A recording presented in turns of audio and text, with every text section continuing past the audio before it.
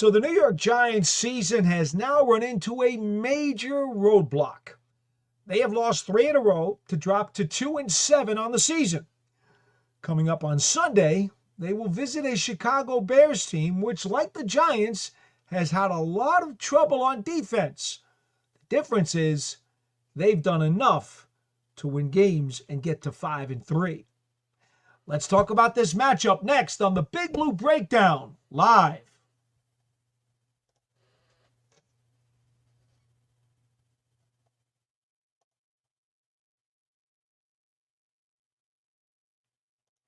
Hi again, everybody. Paul Dottino back here with you once again on another edition of the Big Blue Breakdown Live.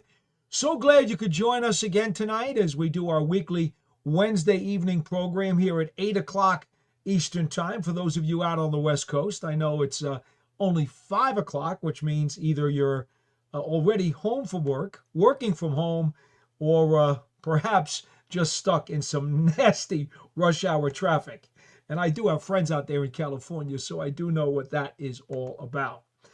All right, so the Giants are really in a tough spot here because not only have they lost 3 in a row, and they finally lost a home game that Jaxson Dart started at home. So, more and more of these good things are kind of going by the wayside. They didn't make any moves. Didn't make any trades, which, by the way, I had told you folks, if they had lost to Denver, I did not anticipate any trades. I thought the only way the Giants would make any moves would be had they beaten the Broncos. It would have made it more palatable for them to still be in the hunt, to be potentially in the conversation for a third wild card spot. And so it would have made a lot more sense to do it. But the Giants lost to Denver. And then subsequently, they've lost 2 more games consecutively, which in my opinion left them with really no options to make any deals. It just didn't make any sense. We've told you that here on the program. We've told you that on the Big Blue Kickoff show during the day. And exactly that's what happened as we described. No deals. Didn't surprise me in the least. And that's the deal right now. Okay? All right. We put that to bed.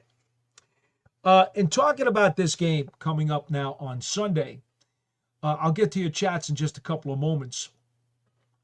This is a lengthy injured list for both the Giants and the Bears. Now, we know that by this point in the season, a lot of teams are looking forward to their bye. The Giants, unfortunately, don't have one.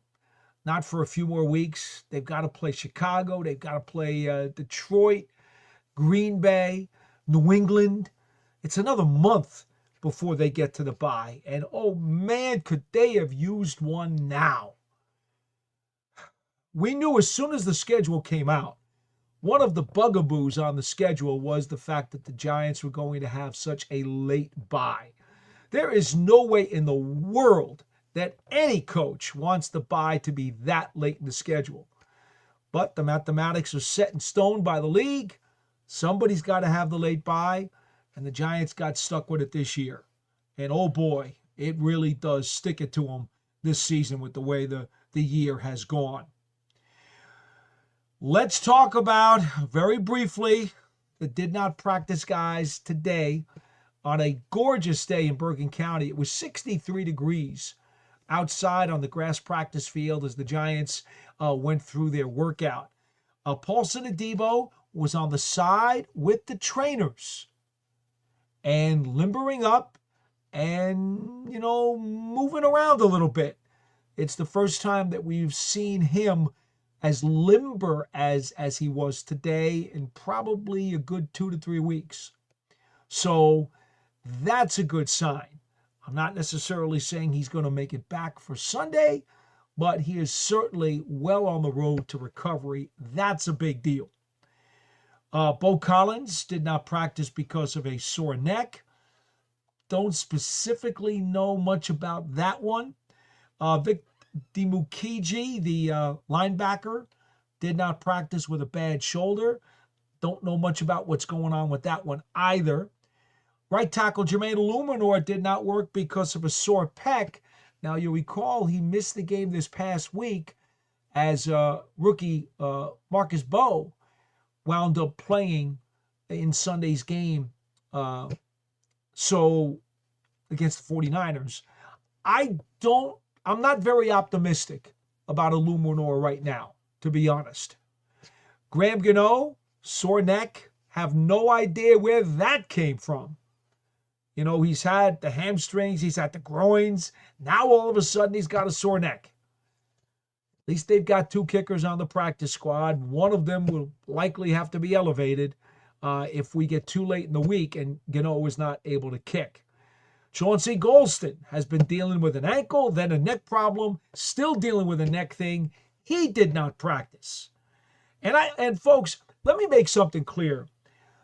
It hasn't been talked about enough.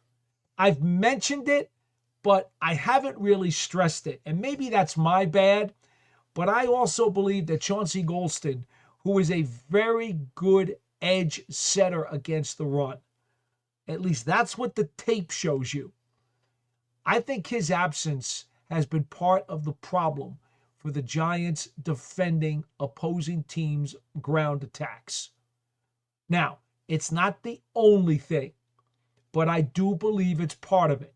Remember, teams have had the most success running against the Giants by going to the outside, going off tackle, or going wide to the edges. Well, Golston can handle one of those edges extremely well. That's what he did with Dallas until last year he wound up with a career-high 5.5 quarterback sacks. That was not like him. He was not primarily known as a pass rusher. He was known as a better run defender. I think his absence has been part of the problem. You see, because if Golston is available, and I know they list him on the Giants website as an outside linebacker. He's not an outside linebacker. He's a defensive end. That's what he is. He's a defensive end. And he is best served if he's got his hand in the ground with a 4-man defensive line front. And that's the kind of heavy front you need. You know, I know the Giants play 3-4 and it's a multiple, and sometimes they got 4 guys up there. Sometimes 2 of them are linebackers.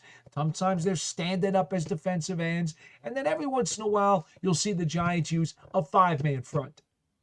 Well, Chauncey Golston in a 4-man front with his hand in the dirt as a defensive end would be one of the potential areas or solutions, I should say, to help the Giants' rush defense. But he's been unavailable now for a number of weeks. I just bring that to your attention right now because I don't think I've stressed that enough during the last month or so of the schedule.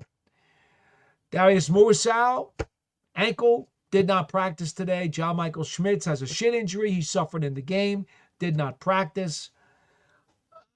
I don't know about either one of those guys, to be honest. I don't know which direction the arrow is pointing on with them. Thomas Fidone, limited practice with a sore foot. Neville Hewitt, sore foot, limited. Javon Holland, sore knee, limited. I do think the arrow's pointing up on Holland. I actually thought there was somewhat of a chance that we were going to see him this past Sunday. Theo Johnson with a shoulder. I suspect that he is going to play. Rakeem Nunez-Roches, sore elbow. He was limited. I do think the arrow points up for him. Drew Phillips with a calf. One never knows about a calf, but the fact that he was limited and not out today makes me somewhat optimistic. Daniel Belton was full practice with a sore neck, and Daniel Bellinger was full practice with a sore neck. I think the arrow is pointing up for both of those players. And by the way, I don't know if anybody has noticed this, but Dane Belton is top 5 in the National Football League in total tackles on special teams. We've talked about special teams a lot on this show and on the Big Blue Kickoff Live show during the day. And, the Giants special teams coverage units, I know the last 2 weeks they've been a little sporadic, but they've done a really solid job overall this season. And Belton has really stepped up his game. I believe he's got 14 total tackles between solos and assists on special teams this year, and he's among the top 5 in the National Football League. So credit to Dane Belton for the really nice job that he's done. And then the final injury item to mention is Cordell Flott, the corner who is in the concussion protocol. He is still in the protocol. However, he was limited at practice today to non-contact drills, which means the arrow is certainly pointing up on Flott. And since it's only Wednesday, I feel really good about his chances to play in Sunday's game against the Chicago Bears. Now, the Bears injury list, oh boy, they got a long one too. Now, we don't cover the Bears on a daily basis, obviously, not here in New York, we don't know. But it bears watching either the reports coming out of Chicago or just waiting until, Friday when the actual status report comes out. But look at this. Odunze and Moore, their 2 starting wide receivers, did not work today for various reasons. Let's see. They have listed as Moore with a hip and a groin, Odunze with an ankle and a heel. That's not great when you're a wide receiver. And then also starting on defense, Kevin Byard, their starting free safety, as well as TJ Edwards, starting linebacker, also not working. Now, Byard, they're listing him with a bad back and an ankle. Edwards with a hand and a hamstring. I mean, they got guys with multiple injuries not working today out in Chicago. Are they getting load management days, or are these guys seriously hurt to the point where they're not going to be able to go? That's going to be very interesting, because remember, if a guy is nicked up at all, they have to list him as an injury on the injury report. The only way that he does not get listed with an injury is if it is a strictly load management day off. For example, defensive tackle Grady Jarrett. They're listing him as not practicing, not injury related, rest. That's a veteran's day off, load management. But everybody else on their list is either it did not practice because there's an injury, or limited practice, and there's a slew of those guys, including DeAndre Swift, their star running back with a groin, limited, and Kyle Monangai with a sore ankle, limited. That's the Rutgers rookie who had like 170 yards rushing, I think it was last week. 176 to be exact, against Cincinnati on 26 carries. So, I don't know. I don't know. It's hard without being there to understand which way the arrow is pointing, okay? Which way the arrow is pointing for these injured players. A little bit easier to tell from the Giants' perspective because I'm here all the time, obviously, and I watch practice. I do think some of these did not practices, as I mentioned, arrow is up, but not on all of them. So that's the injury report. As we go into Thursday morning's practice, let me go right to your chats now before we go anywhere else, because there's a lot of people already trying to chat in, and we're not even 15 minutes into the program. So let's see what we got here. Scott Young, 1669, says, good evening on this windy evening. It's been a really tough year. Something needs to be done about our football club. This has been so sad and depressing. Scotty, I understand, Scott. I really do. I told you guys before the season I fully expected a respectable record. I thought that the Giants could hoover around no worse than 2 games under 500 the whole season. That's obviously not the way it has worked out.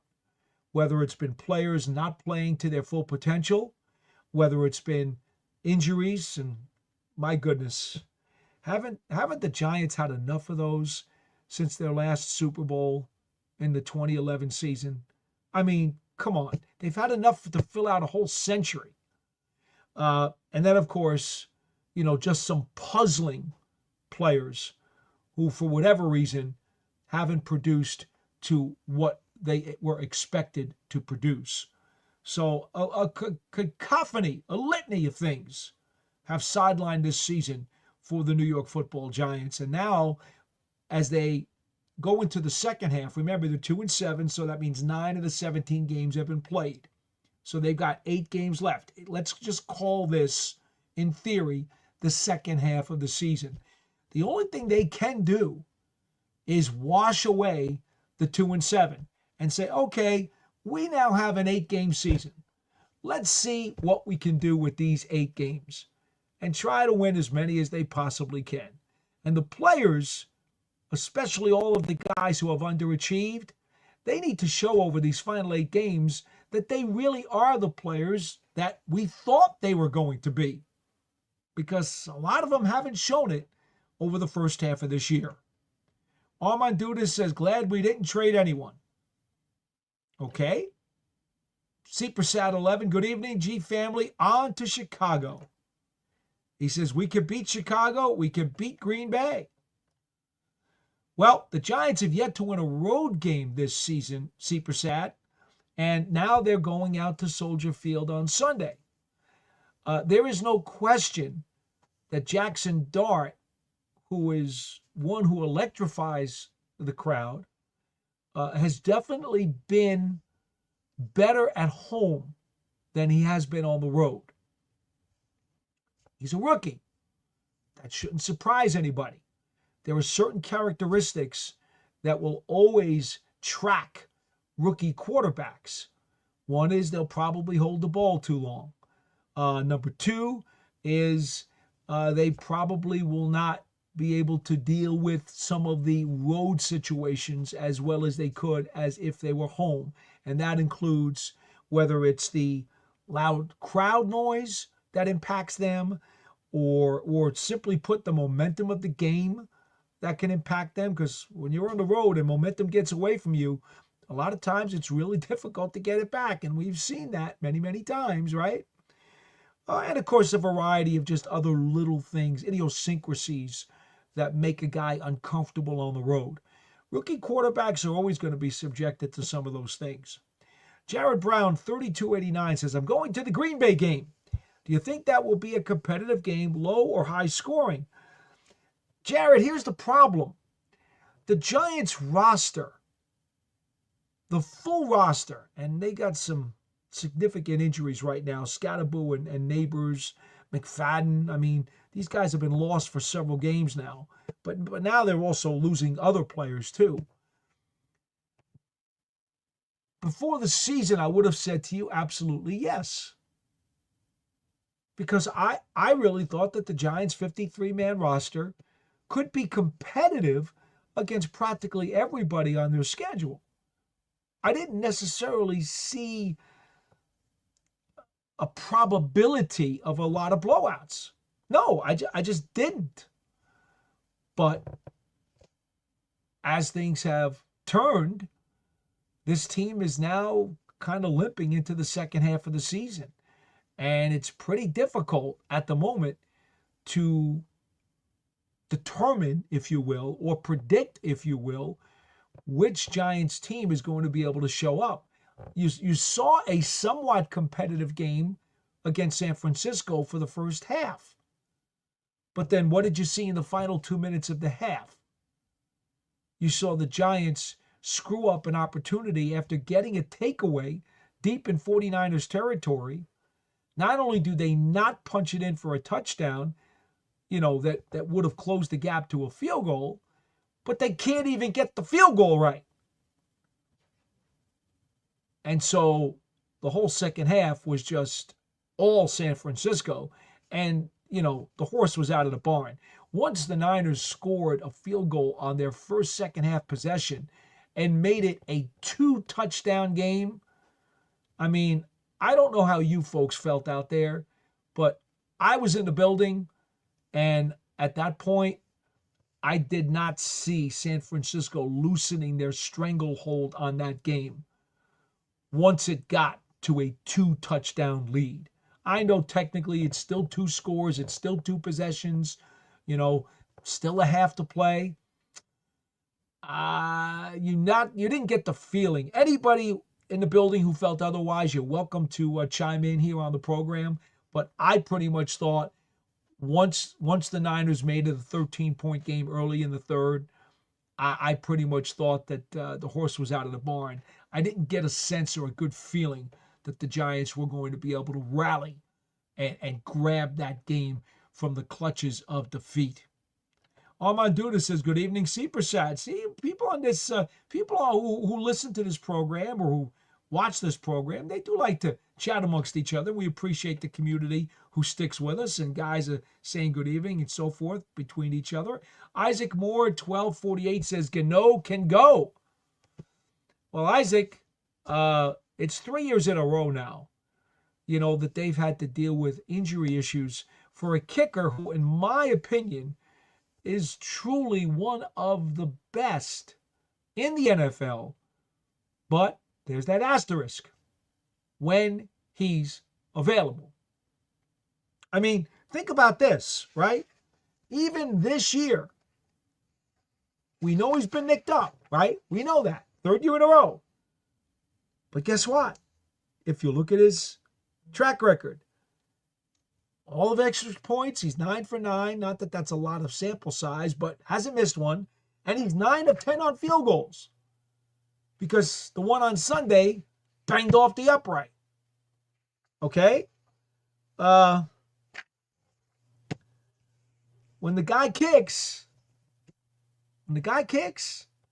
he's got a very, very, very high rate of success.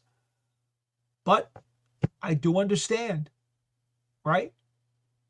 Because availability is a big deal. And so at this stage of his career, well over, I think, 15 years in the league now. Yeah, I don't know. I really don't know how much consideration the Giants will give to bringing him back next season. I don't know the answer to that. They'll have to make a very serious, or have a very serious conversation as to how they feel about his injury track record at this point. Especially, he's getting paid a very high salary for kickers because that's how good he is. But availability is a big part of it, and they're going to have a serious conversation about how they feel about his status every week. Here's Armand Duda saying, how did Graham hurt his neck? I do not know. I just do not know. Isaac Moore, 1248, says, hi, P-Dot and fans. Well, hello to you, of course. We already read one of your chats before. Armand Duda says, stopping the run was my biggest concern going into the 49ers game. Well, considering the fact that the Giants are 31st against the run this year, giving up 150 yards a game on the ground, they are dead last in the NFL this year, giving up 5.5 yards per carry on the ground. You had every reason to be worried about the run game, because one, Christian McCaffrey wears a 49ers jersey. And indeed, he did run for 100 yards. So, Armand, your suspicions were well founded. James O'Keefe, NY2TC. Good evening, Paul. We will miss Eluemunor if he can't go Sunday. Bo held his own, but Eluemunor is definitely one of our best linemen. Absolutely. If you're GM, are you re-signing Eluemunor this year? I would. Now, I don't know what his price is going to be. I don't know how many years he's going to want. I don't know the specifics of the guarantees he's going to ask for, but I would absolutely make an effort to re-sign Jermaine Eluemunor. And I know what you're going to say. Well, Marcus Bowe has shown a lot of promise as a rookie. He's a 5th-round draft choice, and wouldn't it be great if you could save an awful lot of money and just plug him in at one of the tackles? Well, the reason that I would rather re-sign Eluemunor is because if you can get him at a reasonable rate, Again, a reasonable rate. If he's going to price himself into the upper tier of free agents on the market, and I haven't looked at who the free agent tackles are going to be this season, but if it's a slim pickings list and he can go get top dollar, well, then I don't think you can chase him all the way to the bank. But if you get him on a reasonable deal that's not necessarily too long term, I think you can allow Bo to gradually continue to improve in year two and kind of melt in to the Giants roster to the point where maybe he's competing for a starting job in 2027. Or if he does seize the job from Eluemunor in 26, well, maybe Eluemunor now becomes a little bit of an expensive third tackle. See, because the other problem here is you have to remember Andrew Thomas has also had durability issues. So you need to know that you have three tackles who can play. And Eluemunor is in the middle of his career. Thomas is in the middle of his career. And Bo's in the early stages of his career.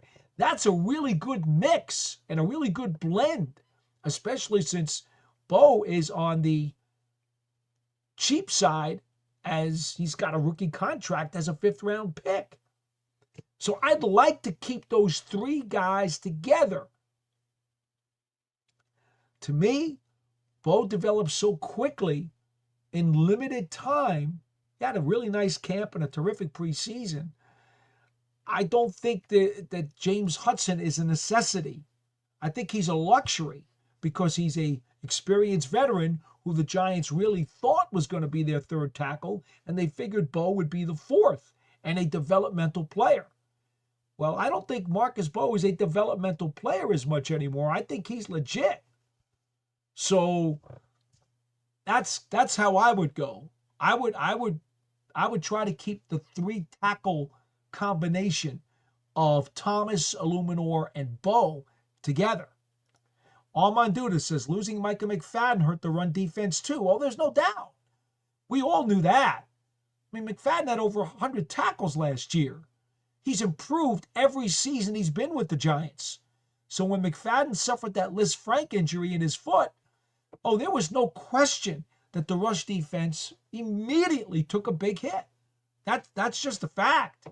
But I think the one that nobody talks about is Chauncey Golston. He doesn't get much ink at all about being a factor here because, let's face it, the Giants signed him in the offseason, and he did not get to play a whole lot this year. So Giants fans really don't know what Chauncey Golston could have added to that rush defense. You didn't see enough of him.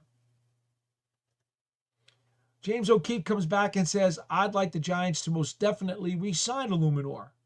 And he's a Jersey guy, too. How could you not want to re-sign him, right? Danny Duds, 1058. Hey, Paul, you think Mr. Mara told Joe Shane not to make any trades, as in is Joe Shane and Dable both gone end of year? Well, let's answer both of these questions with a separate answer. Number one, as far as Shane and Dable, the Giants' policy as ownership, and we know that they have twice made moves in the middle of a season, right? We understand that. It's not something they like to do. It's not something they want to do. But unfortunately, they had to do due to various circumstances, over the course of the last 50 years. But no, their policy is against all emotions. Wait until the end of the season and then make your evaluation and figure it out. Don't make decisions in season because, as late owner Wellington Mara once said, emotions play too much into the thought process if you continue to think about it and would make a move during the season. He always said that you had to take a step away after the season was over and give it a day or two to simmer and then figure out what you want to do. because emotions are always going to be hot, heavy, and they're going to force you to do things maybe that you'd like to have a little bit more time to contemplate. So, in answer to your question, I don't believe that anybody truly knows the status of anyone at the end of this year, because the Giants have not had that type of discussion yet. Now, do you think Mr. Mara told Joel Shea not to make any trades? No, I don't think that's the case at all. I think if the Giants had been in a better position and there was a palatable deal to be had, I think they would have pulled the trigger on something. But there was nothing really palatable. And of course, because of that loss to Denver, which started a 3-game losing streak, they basically knocked themselves out of any conversation to hang around into the latter part of the season. So it made it, in my opinion, totally impractical to make any deals.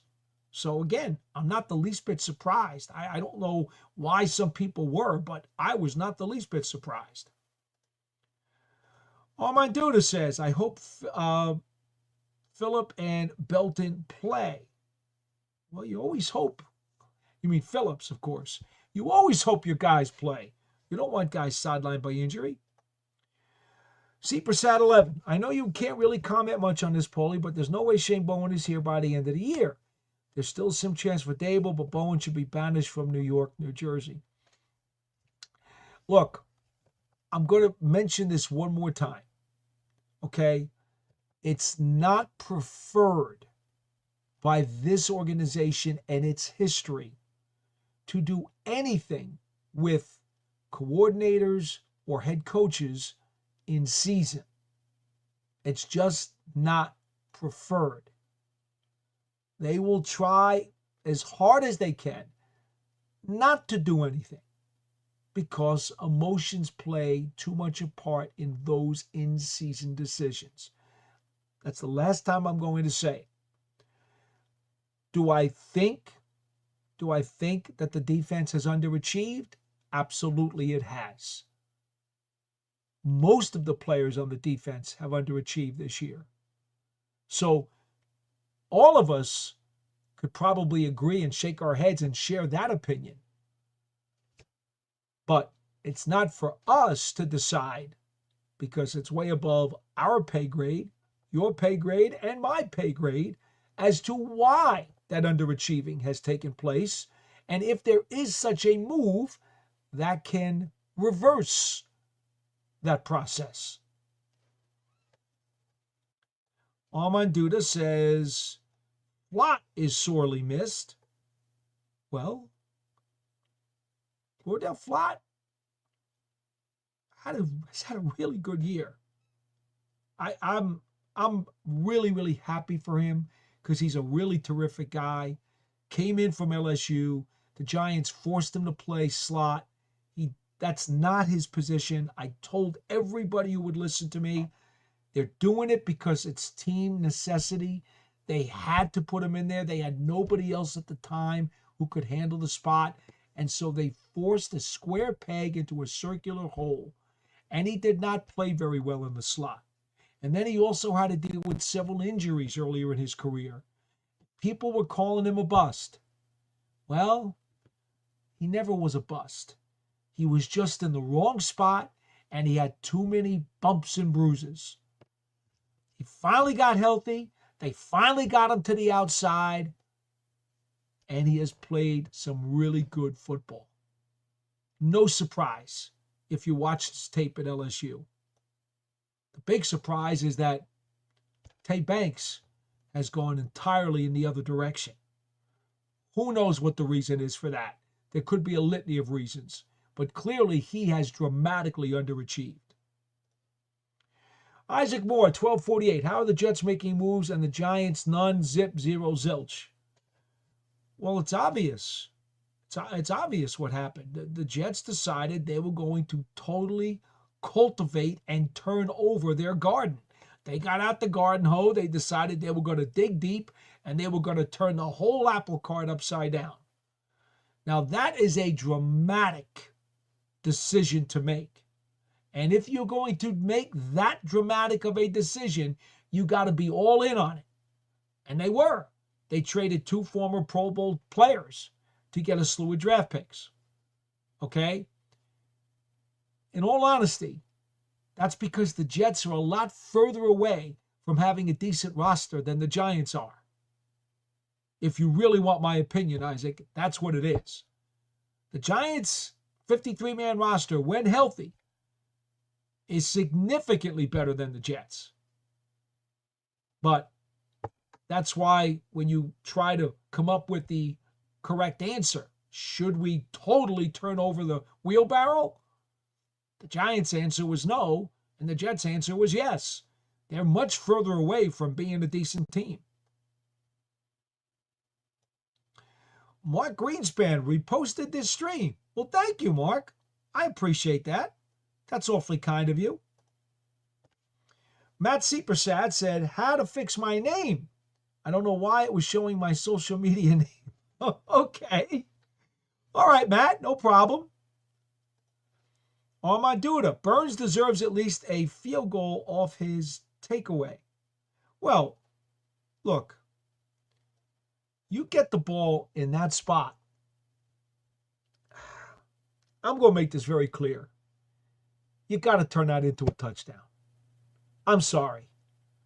You know, the Niners, after that opening touchdown by the Giants, they went like 69 yards right down the field. They go up 7-0, but then the Niners answer back with their own touchdown drive, and it's 7-7.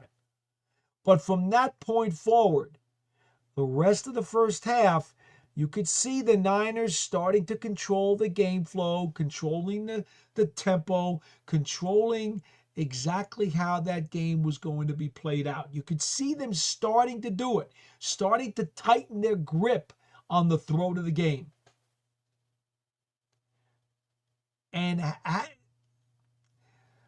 as has been a problem for the New York Football Giants for several years, the final 2 minutes of a half, whether it's the second quarter or the fourth quarter, the final 2 minutes of a half have been the ugliest 2 minutes of most Giants games. That's just the way it has played out.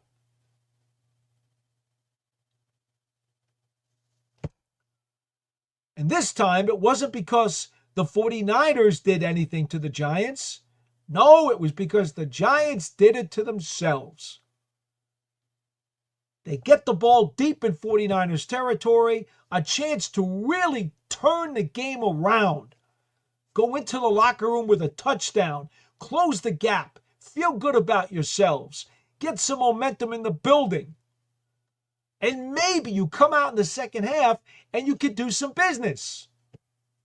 But nope, that golden opportunity was squandered.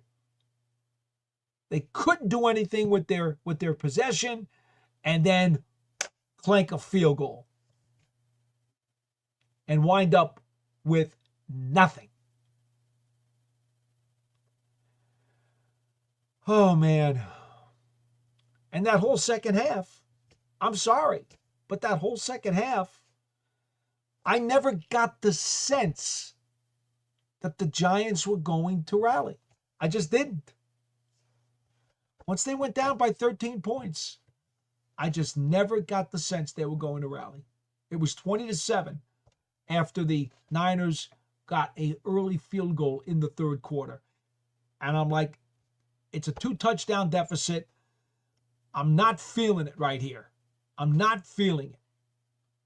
And as the game played out, there was no reason to feel it. Not until the Niners continued to pour it on, and then the Giants answered appropriately with 2 touchdown drives in the fourth quarter. And give Jaxson Dart credit for authoring those 2 scoring drives on the Giants' only 2 fourth quarter possessions. Now, in terms of the game itself and the result, the game was out of reach. It was, as Marv Albert used to say, garbage time. There's no doubt there. So in the context of the game, those 2 fourth-quarter touchdowns did not mean much. But in the context of Jaxson Dart's rookie season, those 2 touchdown drives meant a lot because it showed Jaxson Dart's ability to continue to try to produce, to continue to read the defense, see what was there, take what was there, and execute, and get his guys in a scoring mentality to where, you know what, you're getting belted in the fourth quarter. It is very easy not to get the juices flowing again. But Jaxson Dart's already shown you in his rookie season that he can be a leader because he got those juices flowing again. He lit the match. He lit the fire. Because how many times have you seen a team getting hammered, getting beat, and in the fourth quarter, they wind up giving up more sacks, they fumble the ball away, they throw an interception, and the execution just gets sloppier and sloppier and sloppier right down to the final gun. That's not what happened with Jaxson Dart. He did show something. It was a part of his rookie education process. So, in terms of the context of the game, 2 meaningless touchdowns. I agree with anybody who wants to say that. But in terms of the context of Jaxson Dart's rookie education and experience, valuable touchdowns. 2 valuable touchdown drives for Jaxson Dart. All right, let's see what we got here. James O'Keefe.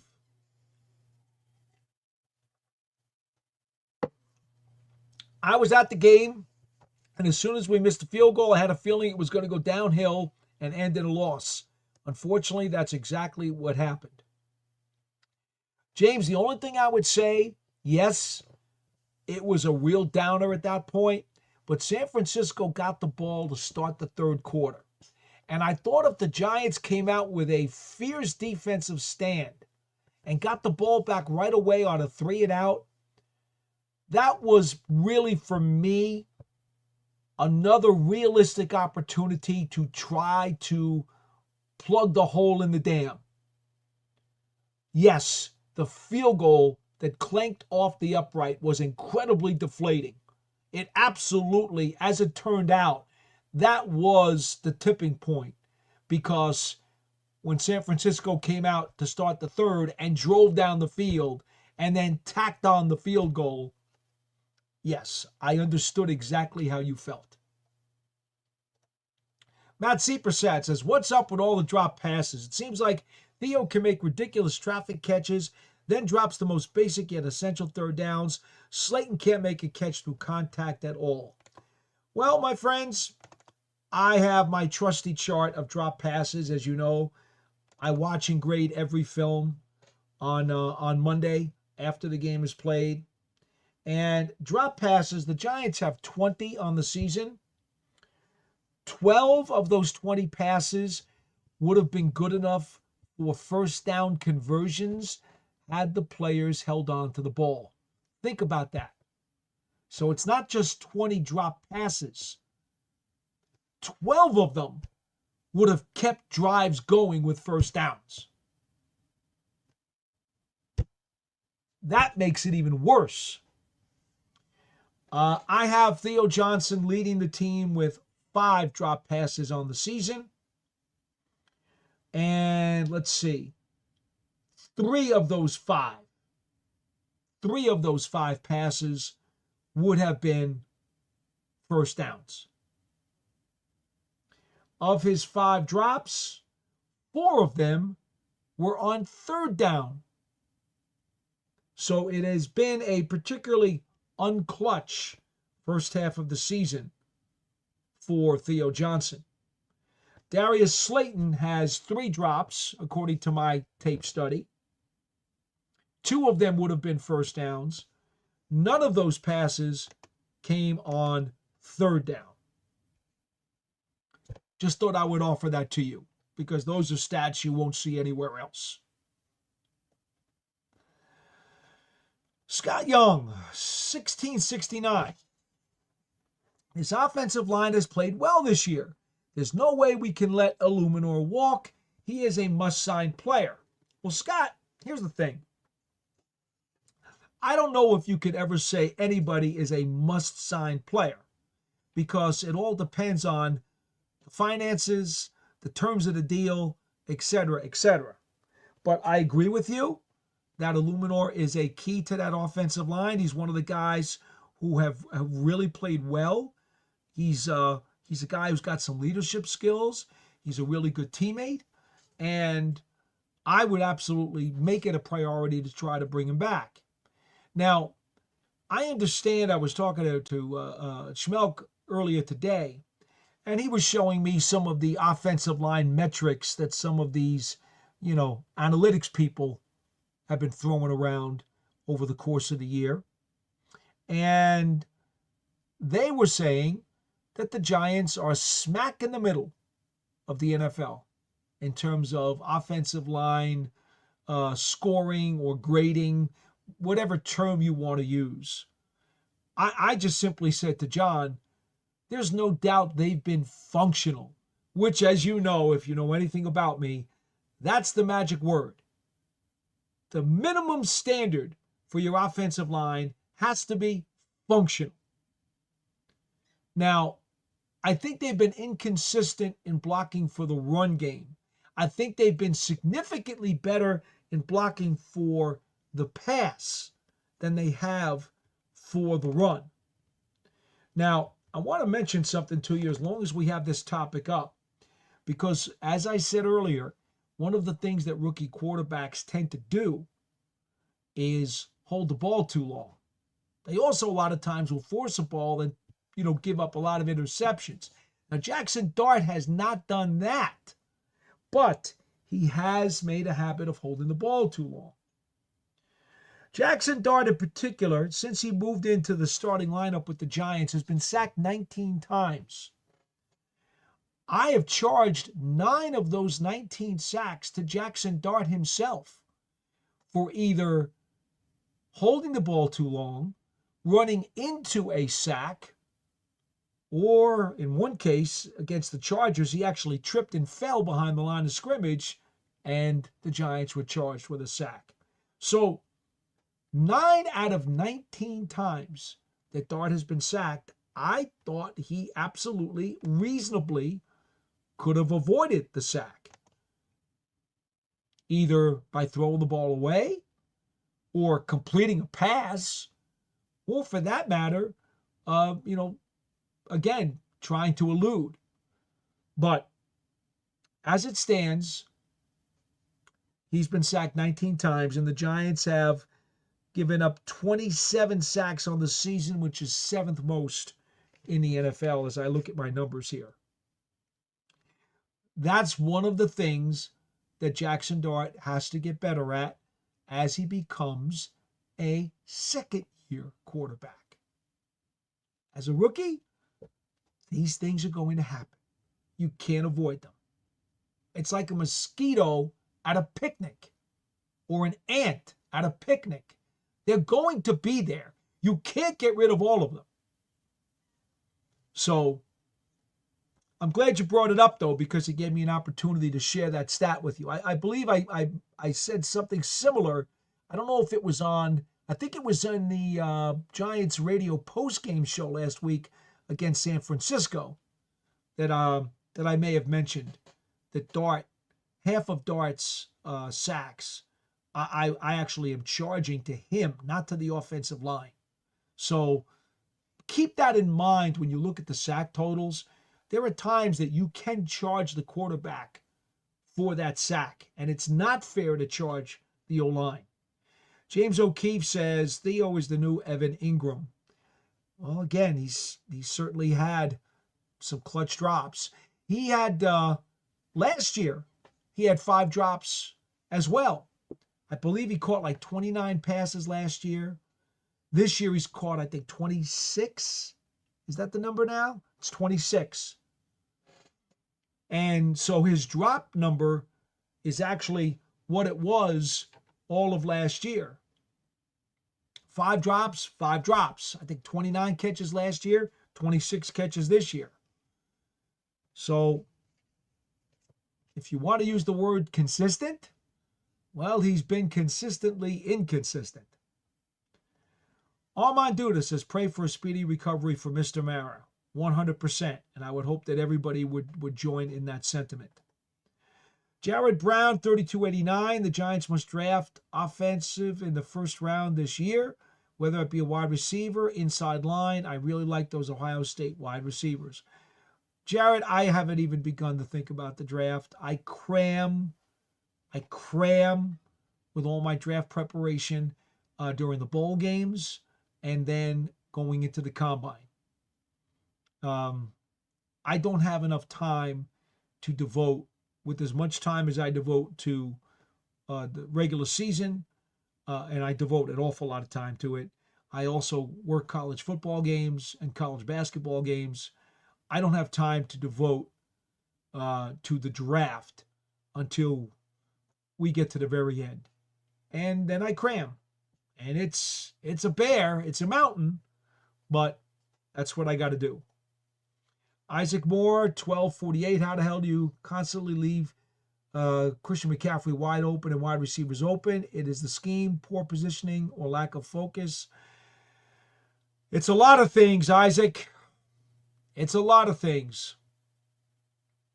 You can't point to any one issue when you give up that many yards, that many points. It's now 3 games in a row the Giants have given up at least 30 points on defense. Okay? You can't point to just one thing. You just can't. I mean, that's like telling your grandma that, you know, the meatloaf is bad because you put too much onion in it. No, chances are the meatloaf is bad because maybe the sauce on it was no good, or the gravy that she used was no good. Maybe the meat was no good. Maybe the pork that she mixed in it was no good. Maybe she forgot to put oregano in it. Maybe she cooked it too long and it's as tough as shoe leather. I mean, there's a lot of reasons why right now this defense has really significantly underachieved. There is no one reason.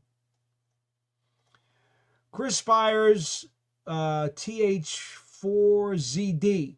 Why keep bringing Graham Gano back when we know he can't stay healthy? Well, I could give you an easy answer on that, Chris, who also says we need to upgrade playmakers on the offense. It is hard to win with bad DC and head coach. I was just going to get to that video call a second ago, but he ran away. It looked like I had a video call coming in. Anyway, Chris, it looks like Steven Sperry's coming in here. Steven, I'm going to be with you in just 1 second. Just to tell you, Chris, here's the reason why they brought Gano back. He is a premier kicker in this league. The Giants legitimately thought that they were on a very strong road to respectability. And I think that they did not want to trust the field goal kicking to a young and experienced Jude McAtamney. I think they believe that go with the tried and true guy who's got a sensational track record, who had a terrific offseason. His health was fine. He worked out very well. He came in great shape. He kicked terrific. And their feeling was, if this team is going to have a bunch of games decided by field goals or extra points, make sure you got the guy who's one of the elite kickers in the league doing the kicking for you. Don't take a chance and risk it with a younger player who may not be as reliable. I totally understand why they thought about it and why they weighed that decision against his injury history. And they decided to stick. And that's the way it went.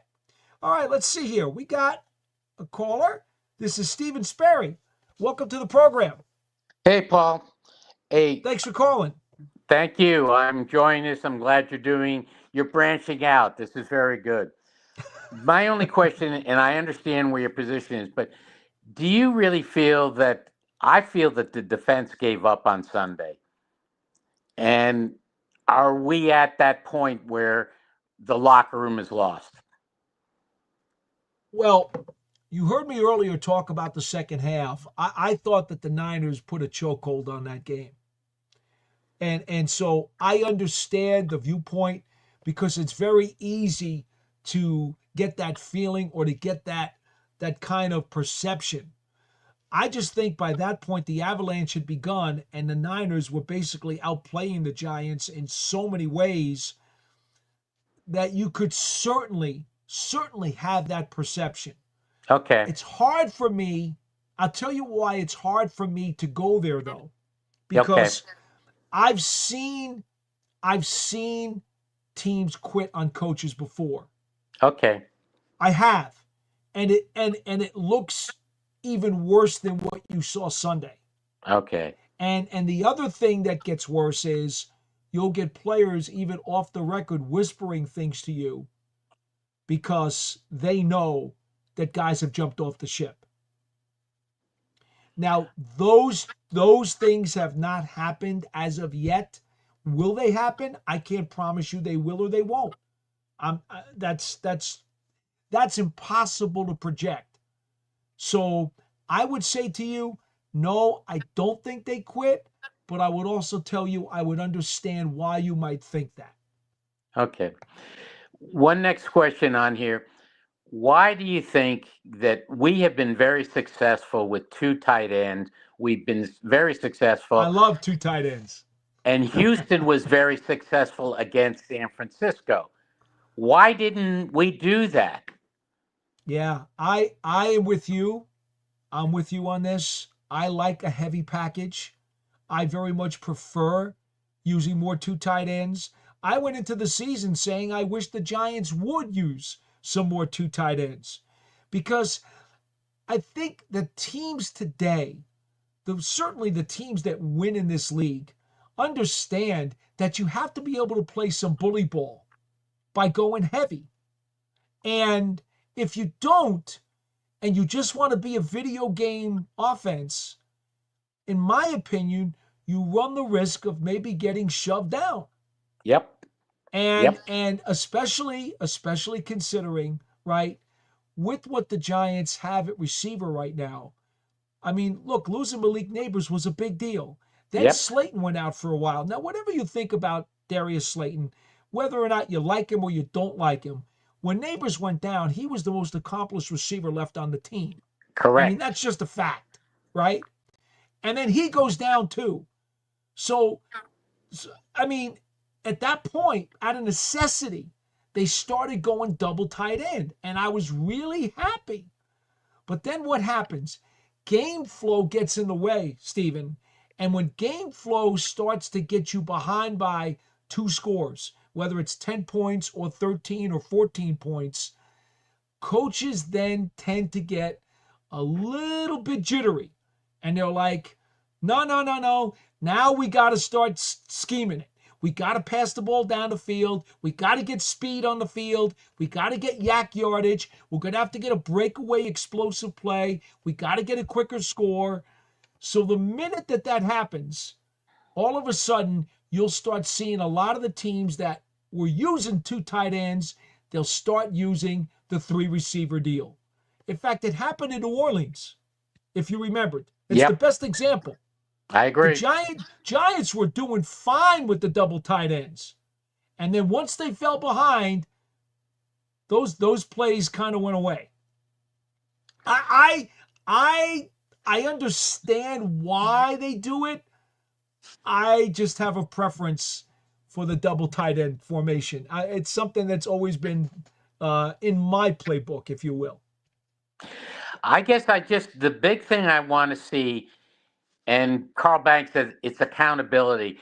And right now, I don't care what the player is. I don't care if he's on the practice squad or what. But if there is a player that is willing to put themselves out there and really put the effort above and beyond, I think that's where we are right now. I think it's a time for shakeup. Find the players who really want to play. Stephen, I'll use your theory and kind of use a little bit of different terminology here. Okay. If you've watched me much on this program or Big Blue Kickoff Live, you'll know that one of my pet peeves are guys who don't play above the X's and the O's. Yep. Okay? It's something Dan Reeves taught me many, many, many years ago. Okay? And I look at the highlights every week when you see the stuff from around the league, and you're constantly seeing this guy make a one-handed catch, this guy make a diving catch, this guy make a tiptoe catch, this guy deflecting a pass and getting an interception. And you see these plays above the X's and the O's on every NFL highlight show every weekend. And you know what? The Giants don't often get too many of those highlights. That's correct. Okay? You're right. They just don't. They don't make enough of, you know the play that was above the X's and the O's for them the other day? It was Burns.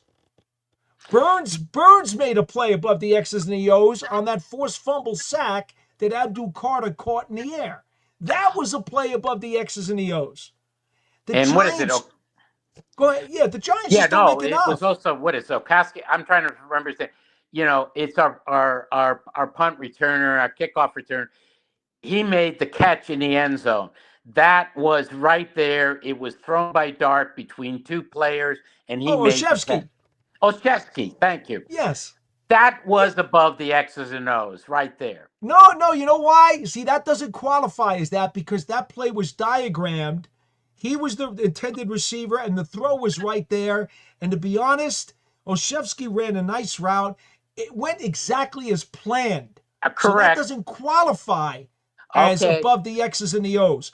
Above the X's and the O's, by definition, means a play that didn't go as it was drawn up. Okay.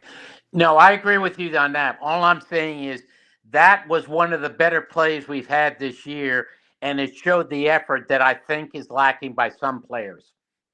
Well, and again, when you see guys making these extraordinary type plays, the plays above the X's and the O's, immediately you smile, your jaw drops, your eyes bug out, and you're like, wow, that was a great play. And you're not seeing enough of those from anybody on this team. And that's why, again, I really, it's hard to define effort by a player. Is a player giving a professional effort, or is he not giving enough effort? That's a very hard thing to accuse a player of or to define a player. Just because he's not making plays above the X's and the O's doesn't mean he's giving less than 100%. He could be giving 100%. Maybe he just doesn't have the ability to go above the X's and the O's. You know what I'm saying? Or he's not following his coaching. That's always part of it. It could always be a factor. No, because I just think right now, I mean, honestly, I have frustration with the coaching, but I really have more frustration with the players right now because it is about execution. And they're making they're not making the plays that they should be making. I agree with that. You got too many players on this team, especially on the defensive side of the ball, who have not played to the level that they should be. I agree.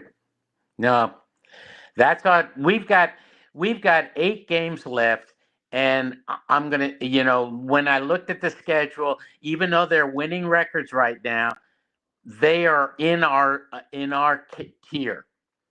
There is no reason we can't win the rest of the 8 if these players really want to execute. That's my feeling. Well, I tell you what, Stephen, wanting to execute and then actually doing it can be two different things. Fair enough. Fair enough. I'm sorry to say, I really am. And really, I think one of the things that I guess disappoints me the most about this team so far this year is that, I kind of thought as the story was going to play out, I thought that they would get off to a good start. Yep. And be at least 2-2, and Russell Wilson would be able to kind of navigate this thing through the woods a little bit And potentially, if they continue to be hovering around 500 all year, there was a chance he might even start the whole season, and Dart could just learn for the year. You guys have always known that I prefer rookie quarterbacks sit for their first season. But once the change was made after Wilson was 0-3, okay, because things started to slip down the slope very quickly, that then changed the entire dynamic and narrative of what you could expect from this season. Because very rarely, I mean, you've seen Phil Simms as a rookie. I know he won his first 4 starts, but then it got rocky after that. You watched Eli Manning as a rookie, who lost for 2 straight months until he won a game.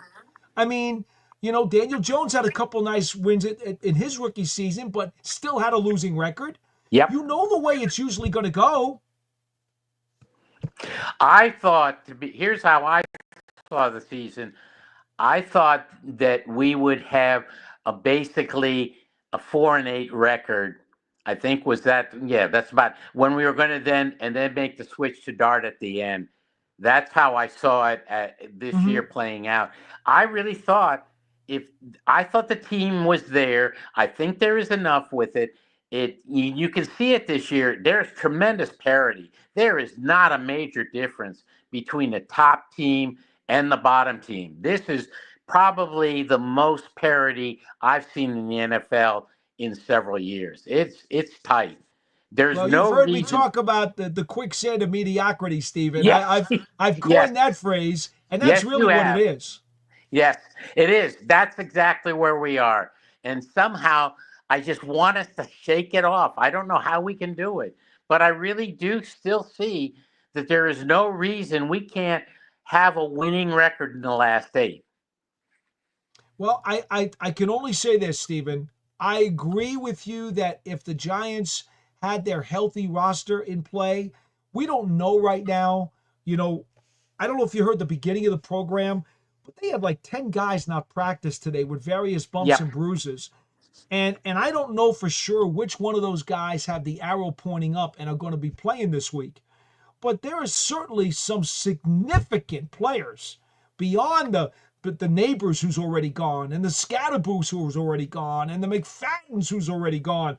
There are some significant guys who, as they miss time here in the middle of the season, those things are hurting the Giants' chances. Even if they play well, it doesn't mean that they're going to come out with a win. No, I don't disagree, but let's look back at the preseason. We won in the 3rd and 4th quarters. That usually says that you have a solid roster. That's what I look at playoffs, is how the secondary teams play. And last week, the San Francisco 49ers had a much more hurt team. They had Pro Bowlers gone. Yeah. And so while we're hurt, at this time of season, everyone is almost hurt, really. There are very few. And our offensive line has not been hurt, other than Eluemunor got last week. And I thought we still played solid. Yeah, so, it wasn't bad. They needed to run block better, but it wasn't bad. Yeah. But, so I'm saying this is what the season is. This is where we are. I think most teams are in a similar situation.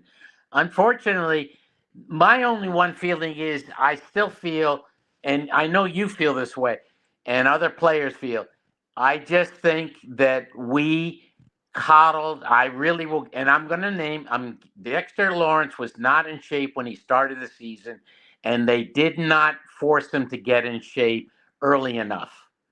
And I just think that is part of what this coaching staff and the management, they want to wait till the full season goes.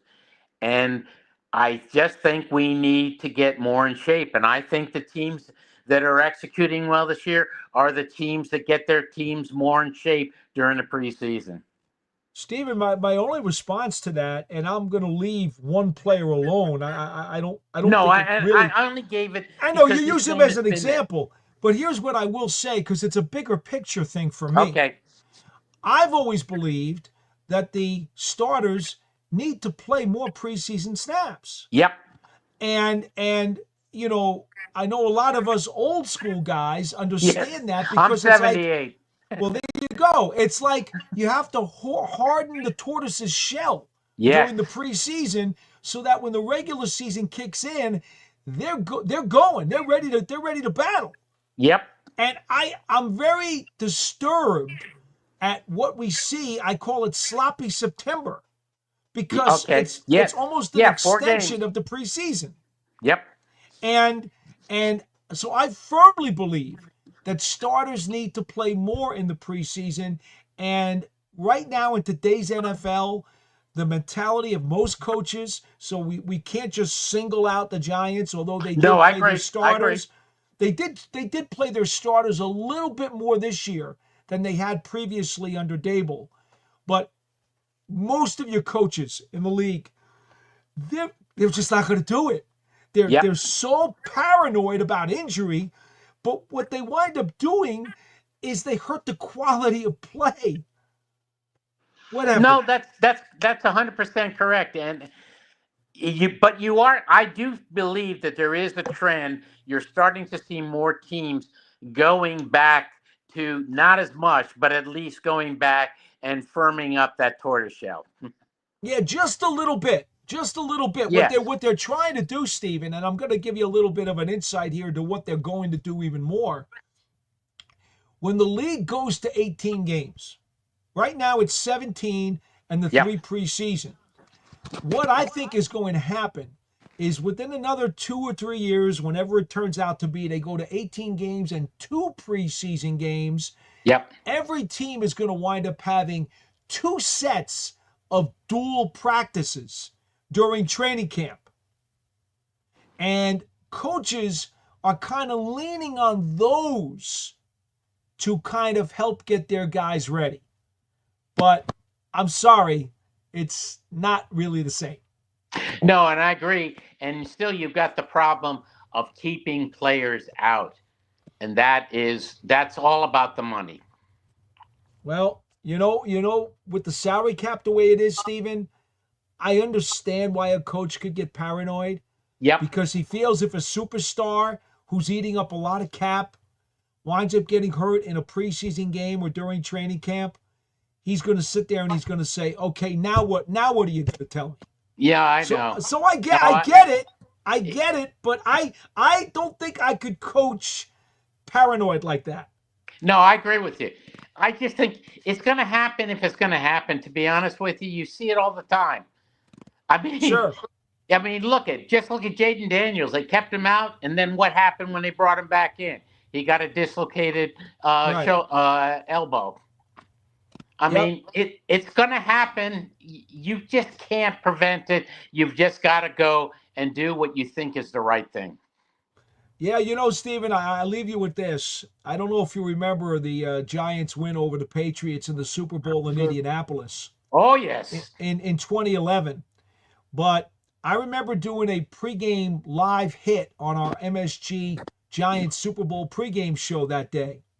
And I was standing outside the stadium. And one of the things that I had to do during my live segment for the program, every week I always had to update the injuries. Do you know that day was the first game the entire season and postseason that the Giants had all 53 men on their roster healthy and available for Coach Coughlin to choose who the active players were going to be for that game? It was the first time all season. Thank goodness for that. no, it was, and I still look at that. Or quite frankly, when NFL Network has them on, I watched the 2007 and 2008 Yeah. season, the whole thing on here. But I only hopefully, bring it up though because that was a great season, obviously for the it Giants, was. right? They won a Super Bowl, but Yes, imagine that, right? The yes, first time all year yes. No, that they had a completely empty injury report. That's the nature of the game. it is. It is the nature of the game. That's what you really. There's never going to be a way that you can prevent the injury, unfortunately, unless you go to flag football, and even there, you're going to have injuries. That's It's right. just I tell people if you want injury-free NFL, than just play Madden all season and don't even bother going on the field. I agree. Yeah. Hey, on this Thank you, note, Stephen. all I hope is I really hope that this is the year that Tom Coughlin gets into the Hall of Fame. Yes, I'm glad you mentioned that, folks. If you're unaware, the Pro Football Hall of Fame did release its next round of available coaches who are going to be on the ballot. And as they've gone through the preliminary round to round two, Tom Coughlin is still on the ballot. They're only going to voted one of the coaches. There are other guys like Mike Shanahan, like Mike Holmgren, who have also gotten an awful lot of support. I quite frankly think that Holmgren, Shanahan, and Coughlin all belong in, but they I can agree. only put one in at every year, one at a time. So we'll see. But Coughlin won too. He sure did. Thank you, Stephen. I appreciate All right, the call. thank you, Paul. You be well. Excellent. Always appreciate our loyal folks coming to talk to us on the Big Blue Breakdown Live. I thought about just doing a 1-hour show tonight, but you guys have really done well with the chats, and then we got a video call, and so we did extend, and we're in 75 minutes now, and well, since we're at 9:16 Eastern Time, I suppose we can go to 9:30 and make it a full 90-minute program like we usually do. Why not? Armand Duda says Dart is a competitor, no doubt, and that is certainly true. Matt Seepersad says Darius Muasau, asset or liability. Based on your observations, is he a plus player or a guy who gets washed out against the run every time? Matt, here's the thing. He's not Harry Carson, right? Okay? We know that. He was a third-day draft choice who played some as a rookie last year and now was forced into a significant role this year when Micah McFadden got injured. So expectations for him have to be somewhat muted. He is a backup for a reason, and you can't expect him to go in there and be a total stud. Now, he is a good guy. He's smart. He's well-liked in the locker room. But to think that there's not going to be a drop-off in play from Micah McFadden to Darius Muasau would be a mistake. There's obviously going to be a drop-off. And it is shown that's just as simple as I can make it. They're not the same player. McFadden's a starter for a reason. Muasau is a backup for a reason. And the Giants, as you probably know, they spent a lot of money this year on the secondary. They spent some money on special teams. The special teams money worked. That's turned out to be pretty good, although even some of those guys have gotten hurt. Secondary money, they haven't gotten what they've paid for. They've gotten some subpar play, and they've gotten some injured guys in that secondary who had signed some nice contracts. As we know, Holland and Adebo both. So that's kind of how it worked out, because it wasn't like they had a whole bunch of money that they were going to be able to throw at a backup inside linebacker. You know what I'm talking about. All right, let's see. What else do we have here? Armand Duda says, functional is a vast improvement for the O-line compared to the last few years. Sure is. What are your college football and basketball teams, Paul? Well, I work with the NEC, which was the Northeast Conference. That's Division I basketball. I also call games on Yes Network of Fairleigh Dickinson, FDU, their men's team. They've got a package on Yes Network, and I call their games. That, of course, was the team that came up with that big 16-1 or seed 16 over number 1 seed a few years ago against Purdue. So I have fun doing those games. And in college football, the NEC is one of your old 1AA conferences, now the FCS, if you will. And those are teams like Wagner, Robert Morris, Central Connecticut. Those are some of the teams. LIU. Those are some of the teams in the conference. So, yeah. I do games with the conference, and then for basketball, I also do games with FDU for Yes Network. All right, MB Goblin. Paul, do you think the things that Tiki and Banks are saying about the guys not wanting it will light some kind of fire for these players? The guys need to want it. I don't think most of the players in the locker room, most of them, I don't know about all. It's hard to use a blanket statement like all, but I do think that most of the players in the locker room have tried to mind their own business and shy away from the outside noise. That's been the mantra that the front office, the coaching staff, and the players have been preaching, for the last several years. And I think that most of them, again, I will not use a blanket statement here and say all, but I think most of them subscribe to that theory because outside noise doesn't do you any good. All it does is cause a distraction and stress. The Focus says Dart is going to get killed, and his coaching staff, desperate for a win, enables his recklessness. This is not sustainable. He gets hit hard, I'm sure, every game. The Focus, that particular issue was addressed again with Jaxson Dart today at his media briefing, and he made it very clear.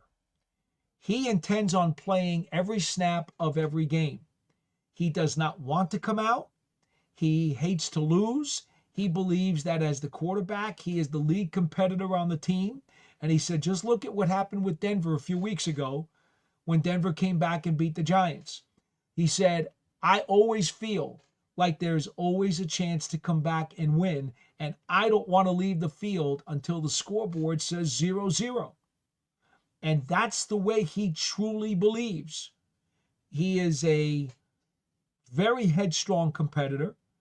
He's young. He's athletic. And at this point, you're right.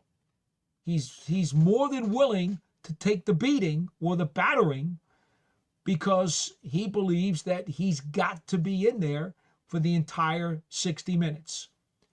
He, at some point over the course of, I don't know how many more games, will learn that he's got to do a better job of sliding. He's got to do a better job of getting out of bounds. And you know what? It might not be a bad idea every once in a while in a game that's really not that close to perhaps yield a series or two to the backup quarterback.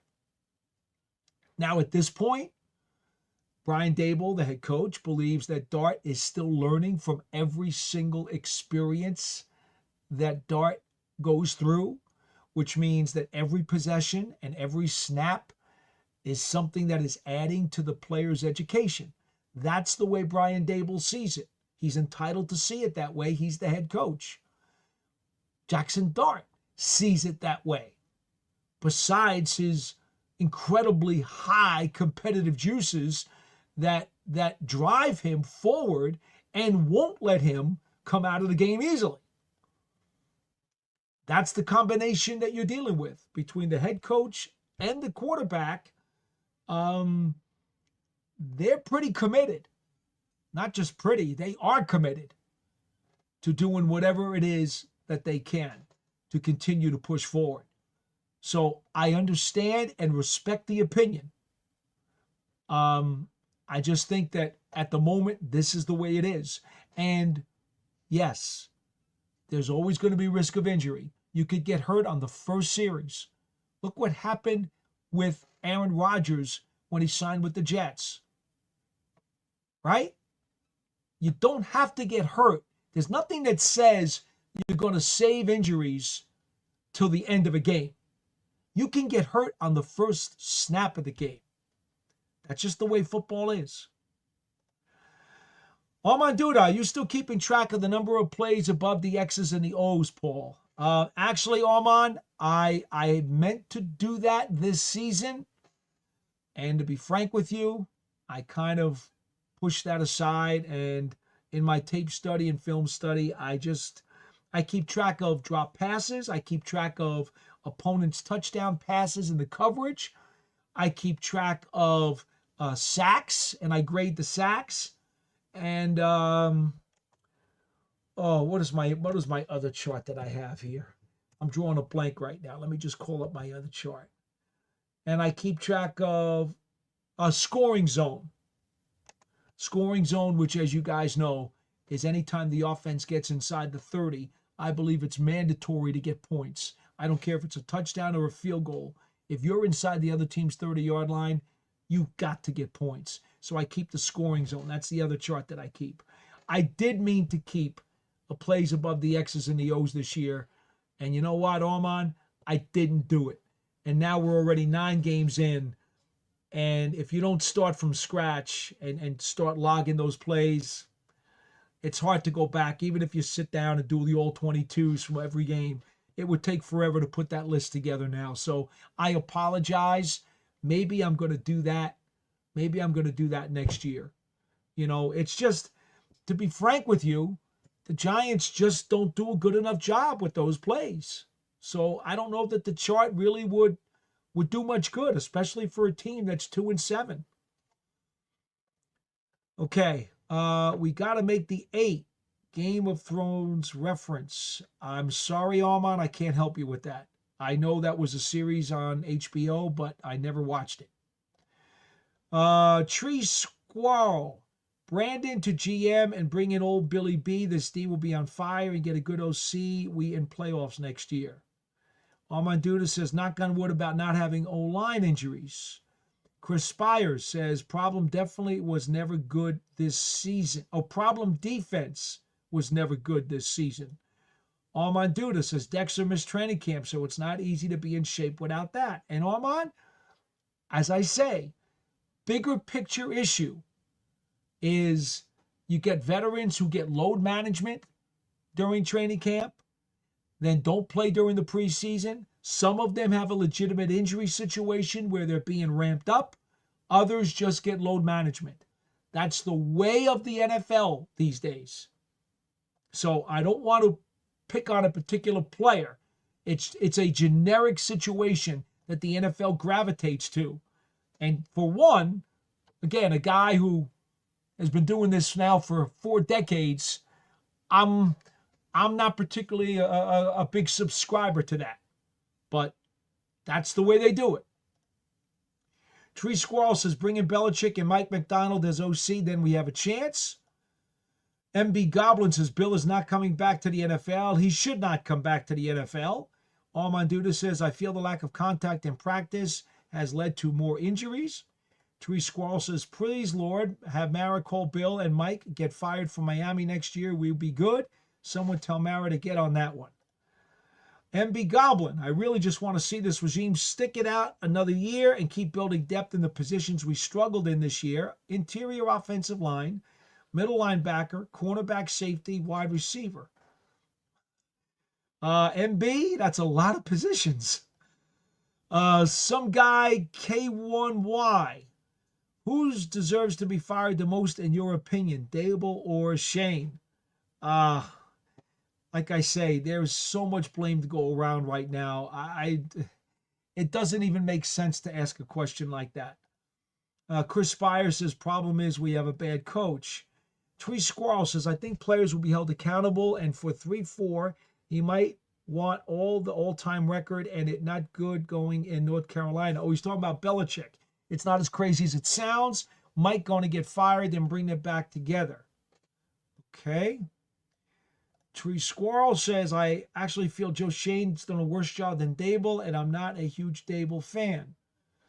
You see, Tree Squirrel, I will just say this, and we'll close this out in just a couple of minutes. Here's what I will say. When teams underachieve, there can be a lot of reasons. Were the Italian evaluators off? Did the coaches not do a good job? Was the player responsible for not reaching his potential? Were the schematics not appropriate? Was the player injured more so than he should have been? A lot of reasons why a team can underachieve. There are a bunch of them. And unfortunately, a lot of these reasons are all present on the Giants right now. That's just the way it is. And the problem is, For some players, it may be reasons A, B, D, and E, and for other players, it could be reasons B, C, and F. That's what makes this such a complicated issue all the time. Tree Squirrel says, at least we get to see Dart, and he gets some experience. Just hope he doesn't take too many hits at garbage time. Armand Duda says, Coughlin, Eli, and Tiki should be in the Hall of Fame. Hey, go for it, man. You want to start the petition? Go for it. I get you. Aiden Fake says, Paul, I'm late tonight, but hello, hope you're doing well. As well as I can be, Aiden. Armand Duda says, shout out to the captain, Harry Carson. Yes, captain for life, Harry Carson. Armand Duda says, Carl Banks should be in the Hall of Fame too. Throw his name on that petition as well. Why not? Aiden says, you need to be careful about keeping quarterbacks in, though. Look what just happened to Jaden Daniels. But I do want to see Dart get as much action as possible. And then finally, MB Goblin says, can't play coach scared, though, Aiden. All right. Well, that gets us through the entire chat situation. We did take a video call tonight, and I do appreciate that. We always love to talk to you fans out there. After all, that's why the show is here. The Big Blue Breakdown will return once again on Friday morning. It's a 20-minute taped report where we will go through some of the specifics of the pathways to victory that the Giants might need to use if they're going to knock off the Chicago Bears on Sunday at Soldier Field. We will go to the 3 key matchups to watch during the game. Hopefully we'll have a much cleaner injury report by then, and so we'll be able to kind of really break things down and tell you which guy needs to win his one-on-one matchup if that's what we determine is going to be important. So that comes your way on Friday. Then, of course, we come back on Monday with our New York Giants game balls and gassers on offense, defense, and special teams. And we are back with another live program here on the Big Blue Breakdown Live next Wednesday night at 8 p.m. Eastern Time to take your phone calls, your chats, and your video calls if you feel so inclined. And we will talk all about the state of Giants football as they prepare for next Sunday's game. Not this Sunday against Chicago, but the following Sunday at home against the Green Bay Packers. And remember, you can get all of your daily coverage of the New York Giants on the New York Giants on SI YouTube channel and media network. That'll do it for this week's program. I am so grateful to all of you for joining us. I'm Paul Dottino, and we will see you next time.